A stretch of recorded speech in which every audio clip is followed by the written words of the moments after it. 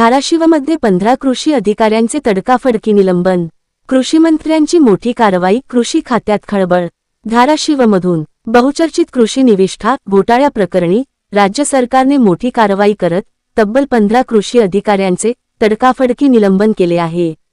धाराशिव जिल्ह्यातील एकात्मिक कीड व्यवस्थापन आणि एकात्मिक अन्नद्रव्य व्यवस्थापन योजनेतील कथित अनियमिततेची चौकशी पूर्ण झाली असून चौकशी अहवालात 17 अधिकारी दोषी आढळल्याचे समोर आले आहे.